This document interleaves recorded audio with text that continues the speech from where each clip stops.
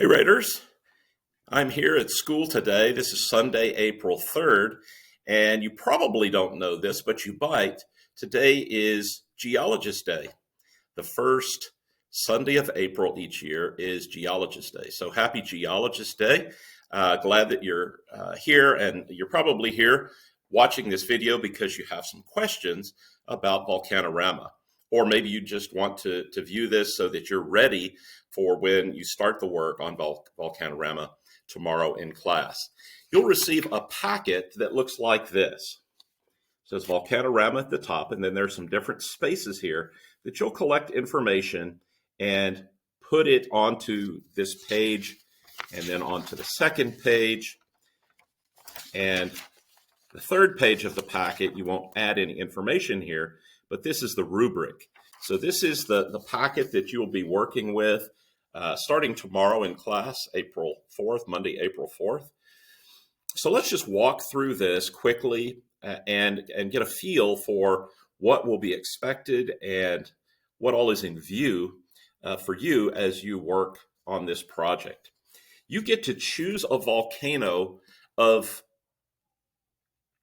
your interest area, or maybe there's a country that you're interested in, or maybe there's a part of the world that you're interested in. There's a website that's provided for you on the second page. It's called volcanodiscovery.com, and then there's a volcano section of that page that you can go to, and it's a great starting point as you start to do research and to find information about volcano that you want to study. The very first thing that you'll put on this page is the volcano's name. Again, you want to make sure that there's enough information about the volcano that you're going to be studying that you'll be able to complete the assignment.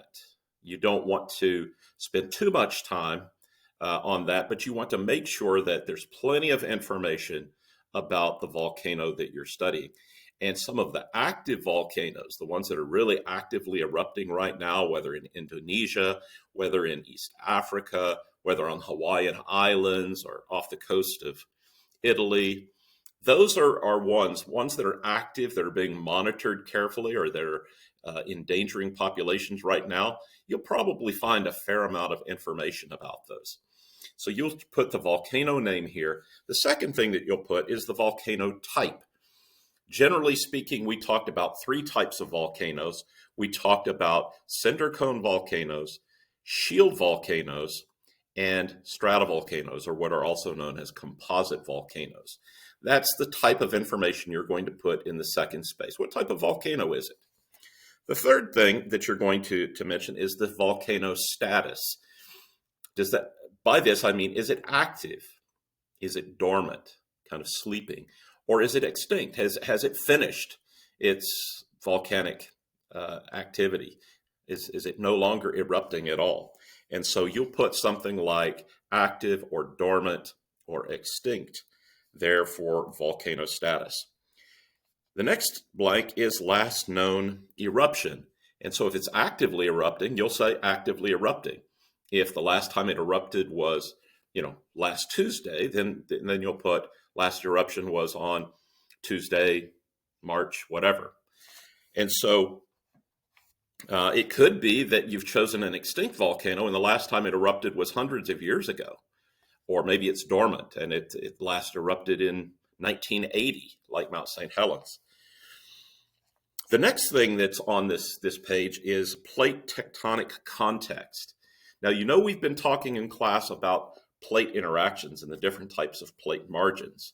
And you probably, if you've been paying attention, both to what we've talked about in class as well as to the films that we've watched and to the other video clips that we've watched, you realize that most volcanoes occur in one of a few different settings. It may be at a convergent margin between oceanic and continental material. It may be at a convergent margin between oceanic and oceanic material, the type that produce island arcs, things like Indonesia or Japan or the Aleutian Islands off of Alaska. It may be that a volcano that you choose is over a mantle hotspot. So there's a mantle plume in the middle of a plate. It's called intraplate volcanism. So in the middle of a plate, there's a mantle plume that's causing eruptions. This is typical of things like the Hawaiian volcanoes. But that's certainly not the only place where there's a mantle hotspot. But it may be that you'll need to write mantle hotspot. Or maybe you choose a volcano that's at a divergent plate margin where new oceanic material is being produced. You might choose one of those. Some of the volcanoes on Iceland would be perfect examples of a divergent plate tectonic context. So that's the sort of thing that will go here. So you might say convergent margin, oceanic, continental, convergent margin, or oceanic convergent margin, or mantle hotspot.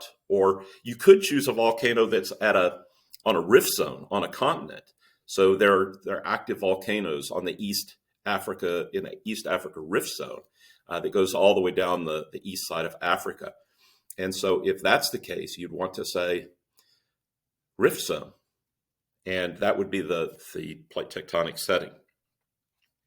The next thing on the page is the summary of the effects of the most recent eruption or eruptions. And so just in a few sentences or phrases, you're going to collect information that says the last time or times that this has erupted, what has been the effect? Have there been massive lava flows? Have there been big ash falls, ash clouds? Have there been pyroclastic flows that wiped out a city or a town or a village? Were there people who died, or was there just property that was destroyed? Remember, volcanoes can be both destructive and dangerous, deadly, as we saw in the film that we watched recently. And so that's what you're going to write here, the effects of that volcano. What came out? What happened? Were their lives lost? Was their property destroyed? Down at the bottom of the page, there are two spaces. One is for a location map. The other is for something about the appearance of your volcano. And you can choose the angle of which you want to view the volcano. You'll be able to find photographs of your volcano. Or it may be that for the appearance that you want to look at a picture and then draw and color your volcano. I had a few students last year who did that, and some of them were just beautiful renderings. And so you don't have to be able to draw and color well, but that's certainly your option if you tend to have sort of an artistic flair. You might also instead just find an aerial photograph or a landscape photograph of your volcano and then print that. Make sure you print it at a size. You might have to photocopy it and reduce it because it needs to be in a size that will fit in this space that's provided here. So just kind of the bottom corner of the page. Because on the other side, you have to have space to put your location map. Now, you can draw a location map, or you can print off and glue onto the page a nice location map. The key thing is that both your drawing or photograph of your volcano, as well as the location map, have to be at a size that will fit on this page. So you don't want it kind of hanging over, flopping off the edge of the page. If you draw it, of course, you can make it fit this space.